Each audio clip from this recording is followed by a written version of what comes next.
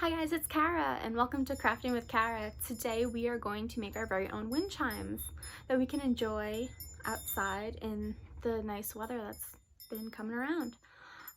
For mine, I chose a stick that I found in my yard. I liked how this one had a little bit of character. I found washers in my garage near my dad's tools. I have a faux antique key that I bought from Michael's years ago. And some string, and of course scissors to cut the string. Basically for this craft you could use anything that you want that you think will make noise when it's tapped together from the wind. Ceramic, you could break a dish if you want, and tie those pieces together. I used metal washers that I believe they are used with screws. So the screw goes in here. But yeah, you can use whatever you like. You could paint whatever you decide to use. I decided not to paint. I'm going to do a kind of white vinegar treatment on them to make them look a little more rustic like my key. But you could choose whatever you like. So step one for our wind chime craft is to prepare our washers. I raided my dad's toolbox and I found an assortment of sizes and an assortment of rusty colors. You can paint them all with outdoor paint or acrylic paint, or cover them in something that you think will last outdoors. And that's what I was originally going to do.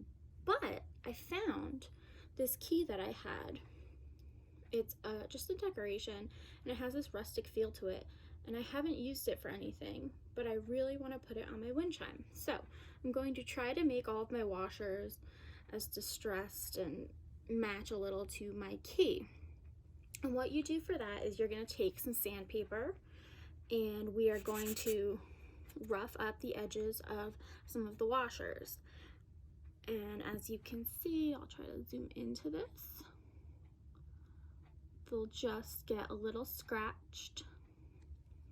And then after that, once they're all tied up onto my wind chime, I'm going to cover them with some white vinegar, and that will give them a rusted look and make them a little darker.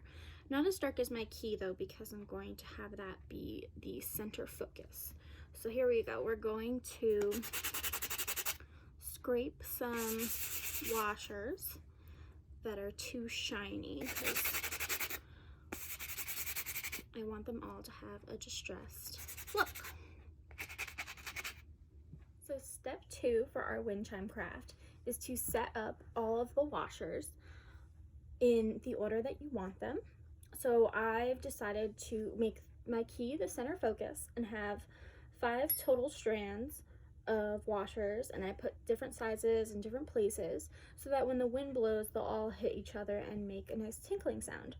I also found some green string that I didn't think I had, and I'm going to use that to tie all of my washers together and then to tie it onto to my stick. You can use fishing line, which is a clear, thick material. It is a little harder to work with. It's harder to knot because it does slip a little, but it's also going to be a little stronger outside.